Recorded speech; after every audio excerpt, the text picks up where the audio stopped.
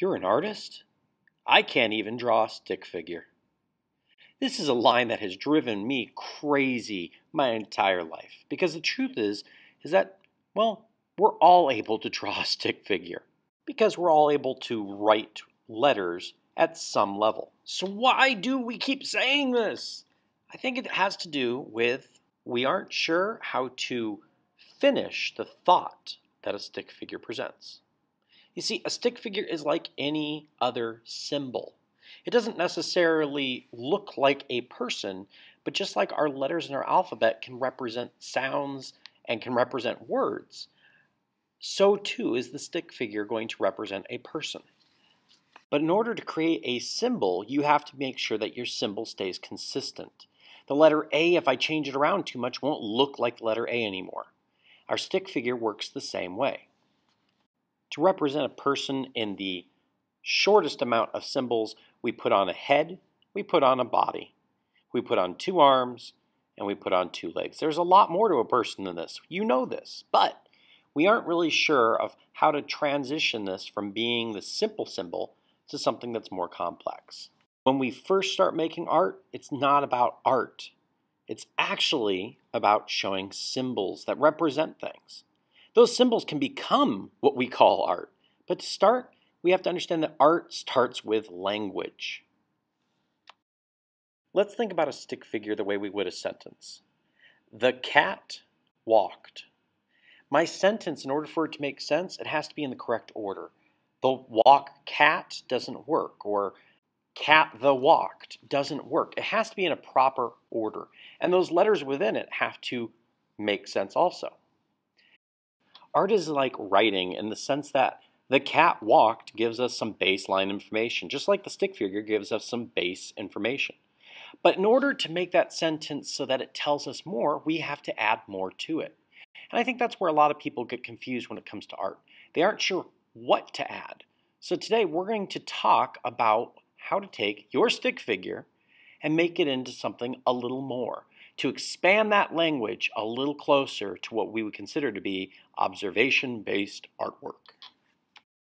In order to get started with this, though, I want you to try doing something first. I want you to think of a person. It can be a real person, an imaginary person, a specific person, or a vague person. Then write that person or description of that person down. Next, I want you to think of a place. Where is that person going to be at? And last, what are they doing? So for instance, I could say some dude is walking on my front lawn. Or I could say my Aunt Cindy is playing pinochle with a squid on the moon.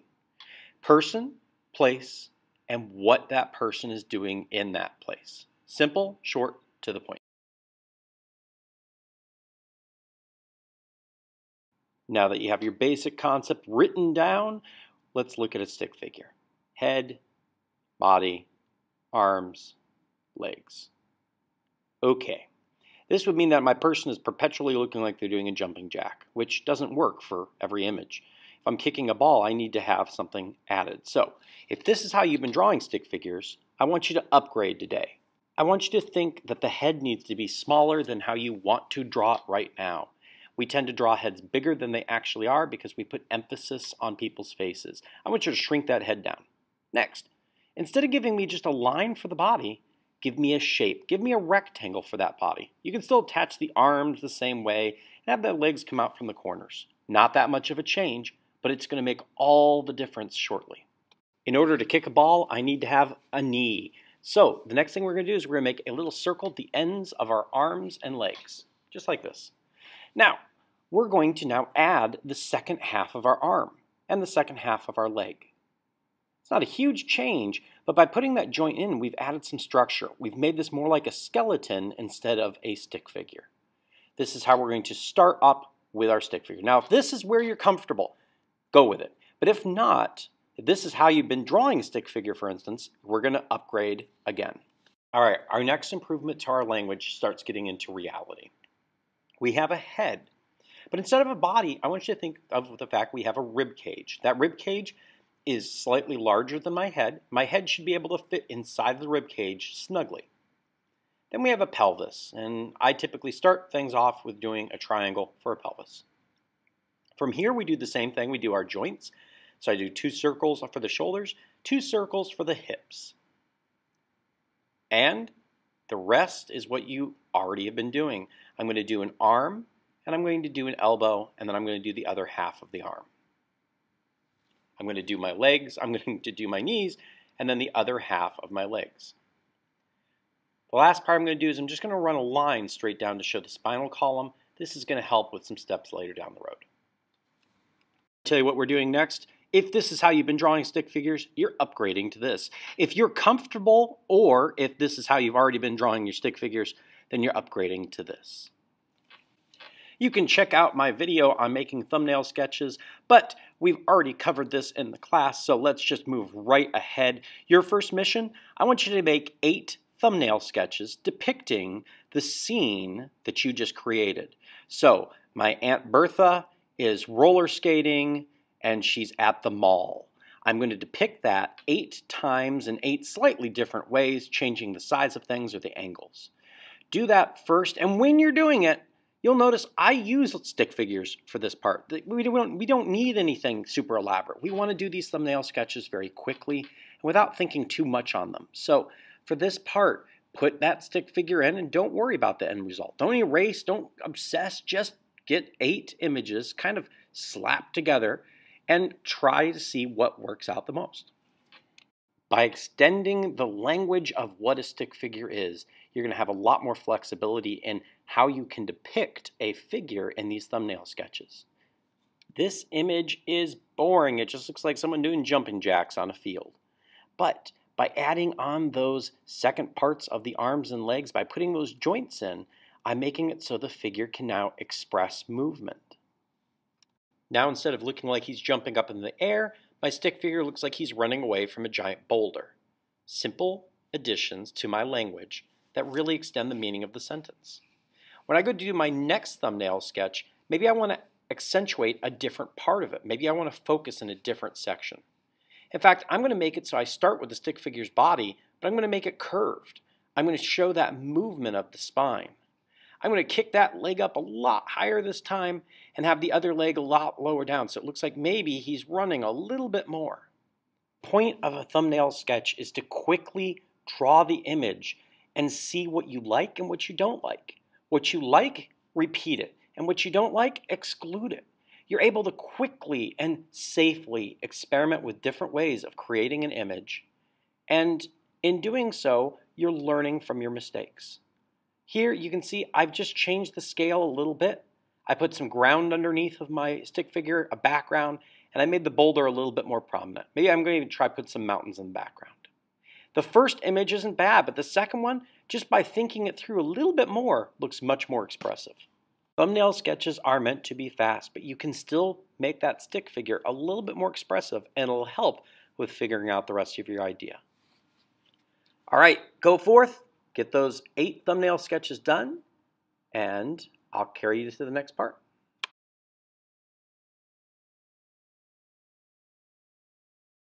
Now that your 8 thumbnail sketches are done, let's upgrade again. If this was how you were just making your stick figures, upgrade them to this. But if you're ready, you can upgrade to the next stick figure type. In art terms, when we start making these more elaborate stick figures, we call them armatures. And armatures are used just to get reference and plotting figured out. Animators use them, fine artists use them, all manner of comic book artists use them. They are simply to help frame in where the physical space of the person is going to be and what direction their joints may be going. All right, the final armature we're going to cover today, if you're ready for it, it's basically like that third one. We're going to have the head's going to fit inside of the chest. I'm going to do the triangular pelvis to start. I'm going to put on my hips and I'm going to put on my shoulders. But I'm also going to put in the curve of the rib cage. And I'm going to turn the pelvis into what kind of looks like a bowl. Think of this area right here as the area that's holding your guts. It's holding all the squishy parts of you that can change shape depending on how you bend and move. From there, I'm going to put on my legs, my knees, remembering that my lower section of my leg is about equal in height to my upper. I'm also wanting to get a little bit more descriptive by putting some feet on there, just the direction that the feet are going. And I'm going to do my arms again. I want to think about the fact that the upper arm and the lower arm should be about the same length as each other. I could put in something resembling a rudimentary hand, but again, I'm not wanting to get too elaborate, too detailed with this because we're not quite to that final artwork. When I'm doing this, I want to pay attention to where I'm putting the spine. It shouldn't just be straight up and down. It's very rare for that to happen. I want to give a little bit of a curve to it and give some representation of the neck. And there you have it. If you're ready for it, go for it. If you're not, then stick with the third option. Next, what you're going to do is you're going to pick your favorite of those 8 thumbnail sketches and you're going to turn it into a hand sketch. This is why it's important for you to upgrade your stick figure a little bit more to be a little bit more descriptive about what that figure looks like and where it's at in your image. So get that hand sketch done and we'll go on to the last part of this assignment.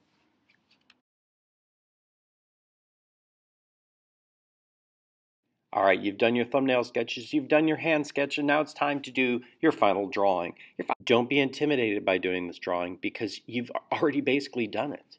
What you're going to do is you're going to take your hand sketch and you're just copying your hand sketch. This time you're taking your time and you're starting to include more details. If an area in your hand sketch worked well, copy it. If it didn't work well, change it. But you're going to make a half-sheet page drawing.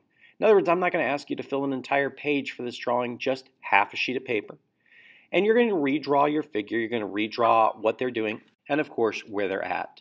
Finally, you're going to shade. I want you just to attempt shading. I should look at the final drawing, that half sheet page, and I should see that you have completely shaded it in from top to bottom. But before we get into all of that, let me first take you through how to take those stick figures and turn them into something that looks a lot more like a person. All right, last part. So I have all these stick figures now, and I want to know how to turn these stick figures into something even a little bit more realistic. The first important part is to remember that we are not stick figures, we are flesh and blood people, which means I have to take all these stick figures and make sure that they're full of shape. To do this, the key is to not overthink this. There are more elaborate ways of doing this later, but for right now, just turn them into a shape. So if I have a long line, turn it into a long rectangle. If I have a short compact line, maybe turn it into a rectangle or into a square. I'm basically just framing in my stick figure. Now, if I'm working on the second type, it's the same basic idea. The difference is that, as you can see, I'm going to curve those hips a little bit. I'm just trying to do a little bit of a curve going around instead of just straight on through. One of the biggest parts that's going to be different from this than the prior figure is I'm going to be thinking a little bit more about the muscle mass. I'm going to be thinking a little bit more about putting curves in instead of just straight lines. So I'm basically, again, just trying to kind of flesh out this stick figure. But in this case, I'm thinking a little bit about how the body might actually be shaped, about how the calf muscle sticks out. And I'm also going to start thinking about putting in a foot or something rudimentary for a foot, some basic shape for one. Just like your body's skin and organs and muscle fit over top of your skeleton, so too will your shapes fit over top of the armature that you've created in your drawing. If you're not sure how to draw a specific shape, for instance on your calf or on your upper arm or something like that, don't hesitate to stop and look in the mirror. You can be the best model for your own artwork. Take your figure and flesh out that stick figure. Make it more than it was before. Last, we want to go ahead and put our wardrobe onto our stick figures. So again, just think about the shape of different pieces of clothing. And as you're drawing those shapes, pay attention to what your armature is doing to make sure that everything looks correct. So I'm going to start on the most basic of my stick figures here, and I'm just going to put a t-shirt onto it. And I'm just going to make sure that as I'm drawing this t-shirt, it's hanging over top of that armature. I'm just framing around what I've already drawn. Maybe I add on some extra lines. Remember, if you're sketching, the extra lines won't matter, and if you're doing the final drawing, you can always do the lines lightly. As you can see, I'm using a pen, and all my mistake lines don't really show as much. Make sure that you've put on little details, like at least a general shape of a hand, and maybe your thumb and your feet. It doesn't have to be super intense right now. I just want you to experiment with something that you haven't tried drawing before. Finally, I'm going to put a face on there, maybe some hair. Again, don't overthink this. Okay, as I upgrade, so too should my clothing. But again, it's just going to follow the contours of the existing figure. If you know that a pair of pants buckles out in a specific area, then have it buckle out. As you can see right here, I'm worrying about details. Details are what really enhance your work. Just like in that sentence, the cat who walked. The cat walked gallantly. The cat walked playfully. The cat walked in green, lush grass. I want to put on those details. I want to think about the hems of the shirt, a watch that the character's wearing, their pockets. I want to think about what else I would see on their clothing. Maybe they have symbols on their shirt. Maybe they have a picture on their shirt. Maybe they have numbers or letters. Play around with it and add to your figures. When you're enhancing your stick figures, don't worry about the end product. Just play around with it. Have fun with it. Try different faces. Try different kinds of wardrobes. Remember, this is your art. You are the one that is running it. Finally, on my last kind of figure, it's the same thing. The only difference I'm going to say is make sure that you're curving your clothing a little bit more. And again, just take a look at a photograph or take a look in the mirror.